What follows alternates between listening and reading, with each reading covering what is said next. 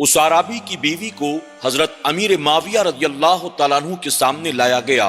हजरत अमीर माविया रदी अल्लाह तआला अन्हु ने उस औरत से कहा, इस वक्त तेरे सामने 3 आदमी हैं, बता तो इन तीनों में से किसको ज्यादा पसंद करती है और अपनी बची कुची जिंदगी किसके साथ गुजारना चाहती है।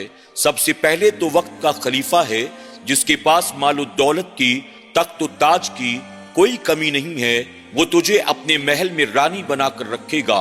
दूसरा, खलीफा वक्त का गवर्नर है जिसने तुझसे निकाह किया और निकाह के बाद अपनी मर्जी से उसने तुझे तलाक दे दिया। और तीसरा, वो गरीब आदमी है जिसके तू निकाह में कई सालों तक रही, जो कि बहुत ही ज्यादा मुफलिस है, कमजोर है, तंग दस्त है, फाका कश है, जिसने अपनी मर्जी से तुझे तलाक दिया। अब फैसला तेरा है कि तू इन 3 मर्दों में से किसे ज्यादा पसंद करती है और किसके साथ निकाह करना चाहती है। नाज़रीन इकराम, ये पूरा वाकया क्या है? आखिर वो औरत कौन थी? उस औरत ने इन तीनों मर्दों में से किस मर्द को पसंद किया और उस औरत ने फिर किसके साथ निकाह किया? आइए जानते हैं ये पूरा वाकया।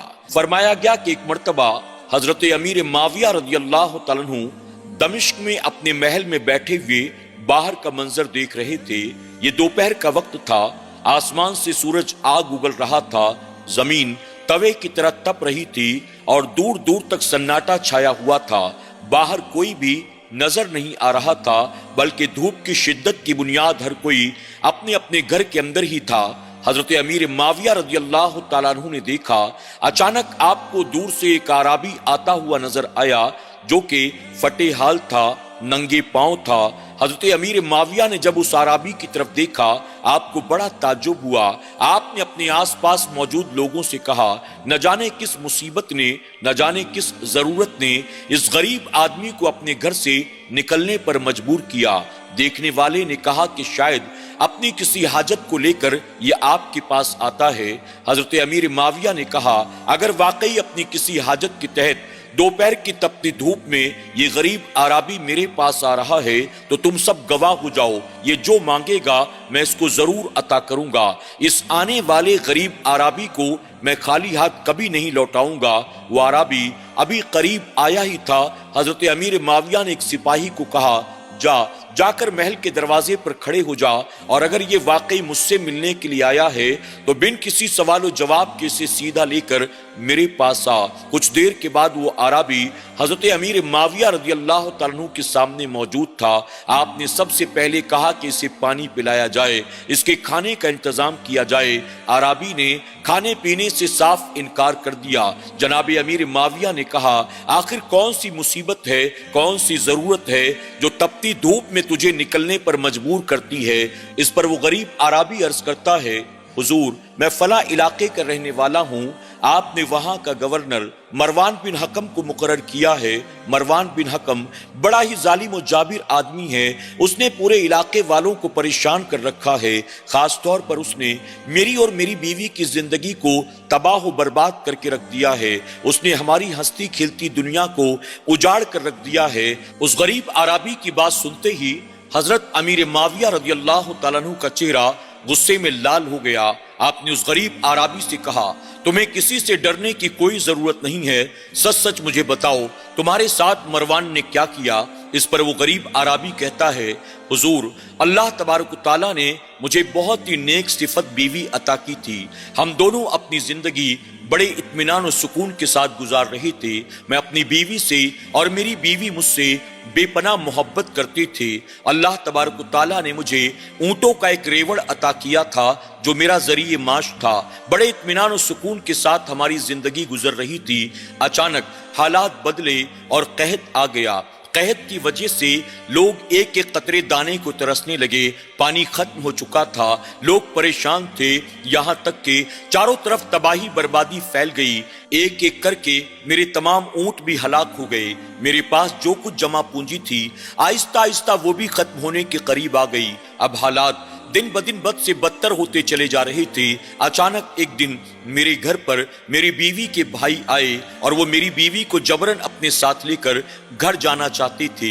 मेरी बीवी उनके साथ जाने को तैयार नहीं थी, लेकिन वो लोग मानने को तैयार नहीं थे। मैंने अपने सालों को बहुत समझाने की कोशिश की, अपनी बीवी को रोकने की कोशिश की, लेकिन मेरी बीवी के भाइयों ने मेरी कोई बात नहीं मानी। मेरी गुर्बत की बुनियाद, यहाँ के हालात की बुनियाद, वो मेरी बीवी को जबरन अपने साथ लेकर वापस चले गए। मैं अपनी बीवी की जुदाई में दिन रात तड़प रहा था। जब मुझे कुछ समझ में नहीं आ रहा था तो आखिरकार मैं मरवान के दरबार में गया। अपने ससुराल वालों की मैंने शिकायत की, उनके खिलाफ मुकदमा दायर कर दिया। मरवान ने मेरे ससुराल वालों को अपने दरबार में बुलाया। उसकी नजर जैसे ही मेरी बीवी पर पड़ी, पहली नजर ही में वो मेरी बीवी पर फरेफ्ता हो गया। उसके हुस्न जमाल का वो आशिक बन गया। अब उसने एक साजिश रची। उसने मेरी बीवी के वालिद को यानी मेरे ससुर को अपने पास बुलाया और बुलाकर कहने लगा कि मैं इस आदमी से तुम्हारी बेटी का तलाक कराए देता हूं, लेकिन शर्त यह है कि इसके बाद तुम अपनी बेटी का निकाह मेरे साथ करा दोगे। मैं इसके एवज 1000 दीनार महर के तौर पर इसे दूंगा। क्या बताओ, तुम्हें मेरी ये शर्त मंजूर है? क्या तुम इस तलाक के लिए तैयार हो? आखिरकार मालो दौलत को देखकर, उसकी गवर्नरी को देखकर मेरे ससुराल वालों के दिल में लालच पैदा हो गई और उन लोगों ने कहा कि ठीक है, हम चाहते हैं कि तू इस आदमी से हमारी बेटी का तलाक करा दे। इसके बाद मरवान मुझे डांटने डपटने लगा। उसने सबके सामने मेरी बेइज्जती की और मुझसे कहने लगा कि तू अपनी बीवी को तलाक दे दे, तो इसको पालने की, अपने घर में रखने की हैसियत नहीं रखता, तुझे तलाक देना ही पड़ेगा। जब मैं तलाक देने के लिए तैयार न हुआ, उसने मेरे ससुराल वालों को वापस भेज दिया और मुझे जबरन कैद में डाल दिया और कैद में डालने के बाद रोजाना मुझे मारा पीटा जाता था। आखिरकार कुछ दिनों तक मैं जुल्म और ज्यादती बर्दाश्त करता रहा। जब मेरे बर्दाश्त की इंतहा हो गई तो आखिरकार अपनी जान बचाने के लिए मजबूरन मैंने अपनी बीवी को तलाक दे दिया। मेरे तलाक देने के बाद मरवान बड़ा खुश हुआ। उसने मुझे कैद से आजाद कर दिया। फिर इद्दत की मुद्दत गुजर जाने के बाद मरवान ने 1000 दीनार के एवज मेरी बीवी के साथ निकाह कर लिया।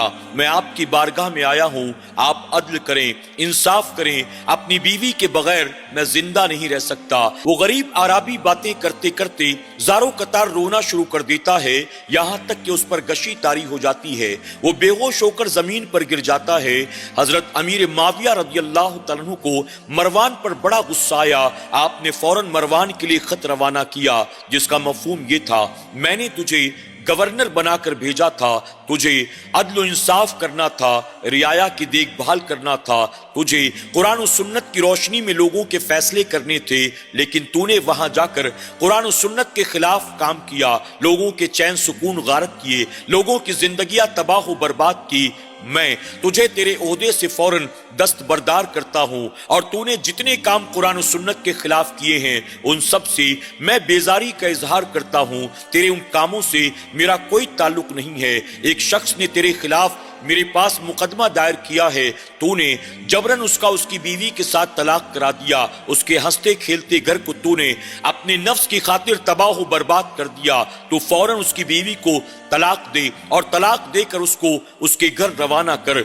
जब मरवान बिन हकम ने अमीर माविया रदियल्लाहु तआला अन्हु के खत को पढ़ा, पढ़ने के बाद वो ना चाहते हुए भी मजबूरन अपनी बीवी को तलाक दे देता है और तलाक देने के बाद जनाबे अमीर माविया के खत का जवाब लिखना शुरू करता है। उसके खत का मफहूम ये था, ऐ अमीर माविया रदियल्लाहु तआला अन्हु, आप मेरे बारे में जल्दबाजी में फैसला न करें। अगर आप मेरे बारे में किसी नतीजे पर पहुंचना चाहते हैं तो मेरी गुजारिश है कि उससे पहले आप एक नजर उस आराबी की बीवी को देख लें। मैंने उसे आपके हुक्म पर तलाक दे दिया है और साथ ही मैं उसे आपके पास ये खत लेकर भेजता हूँ।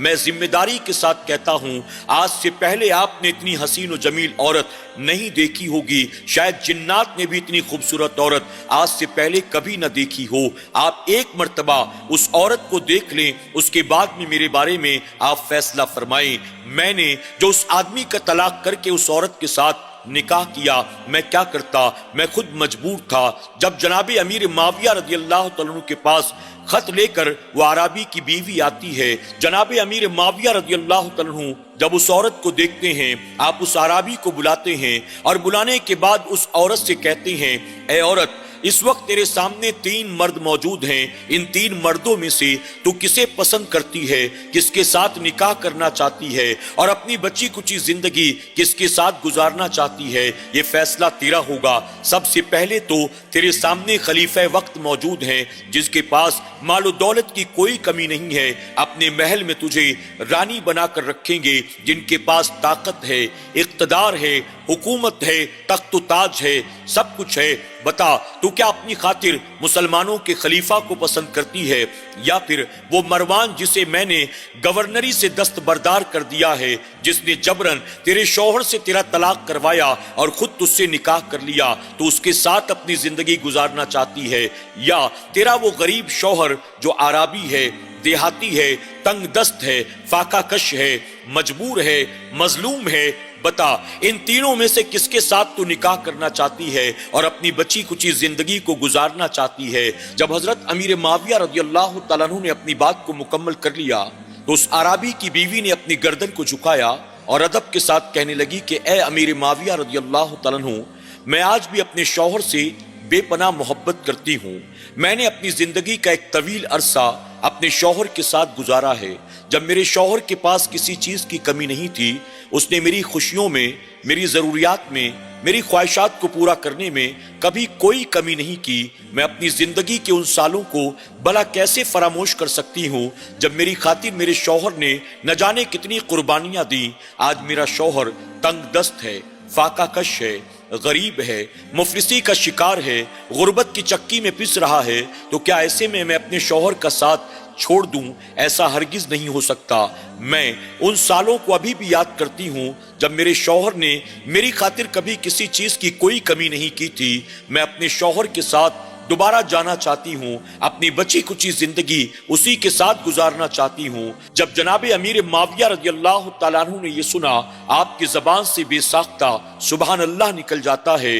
آپ فرماتے ہیں سبحان اللہ، ماشاء اللہ، الحمدللہ۔ اس کے بعد اس عورت سے مخاطب ہو کر کہتے ہیں، اے عورت، میری بات کا ہرگز برا مت ماننا۔ میں نے تیرے سامنے جو یہ باتیں رکھی، دراصل یہ صرف تیرا امتحان تھا۔ میں تجھے آزمانا چاہتا تھا۔ تو مال و دولت کو دیکھنے کے بعد، تخت و تاج کو دیکھنے کے بعد، میرے محلات کو دیکھنے کے بعد اپنے شوہر کے ساتھ جانا پسند کرے گی یا کسی مال و دولت والے کو پسند کرے گی؟ میں نے دیکھ لیا، تو نے آج بھی وہی فیصلہ کیا جو ایک نیک بیوی کا فیصلہ ہوتا ہے، جو فرما بردار، پاک باز، دیانتدار بیوی کا فیصلہ ہوتا ہے۔ مجھے تجھ سے یہی امید تھی۔ اس کے بعد جناب امیر معاویہ رضی اللہ تعالیٰ عنہ نے دونوں میاں بیوی کو 1,000 دینار بطور تحفہ دیا، اور دینے کے بعد آپ نے حکم دیا عدت پوری ہو جائے، اس کے بعد تم دونوں کا نکاح کر دیا جائے گا، اور پھر دونوں کو خوشی خوشی اپنے اپنے گھر روانہ کر دیا گیا۔ سبحان اللہ۔ ناظرین اکرام، آج کے اس واقعے سے آپ نے کیا سیکھا؟ کمنٹ باکس میں جا کر ہمیں ضرور بتائیں، اور یہ واقعہ پسند آیا ہو تو اسے لائک کرنا، اپنے دوست احباب کے ساتھ شیئر کرنا ہرگز نہ بھولیں۔ اللہ رب العزت کی بارگاہ میں دعا ہے کہ میرا کریم ہر شوہر کو اپنی بیوی کا حق ادا کرنے اور بیویوں کو اپنے شوہر کا حق ادا کرنے کی، ایک دوسرے کے ساتھ مل جل کر پیار محبت کے ساتھ اپنی زندگی کو گزارنے کی توفیق عطا فرمائے، سکھ دکھ میں ایک دوسرے کا ساتھ دینے کی توفیق عطا کرے۔ اللہ تمام میاں بیوی پر اپنا خاص فضل و کرم فرمائے، آمین یا رب العالمین۔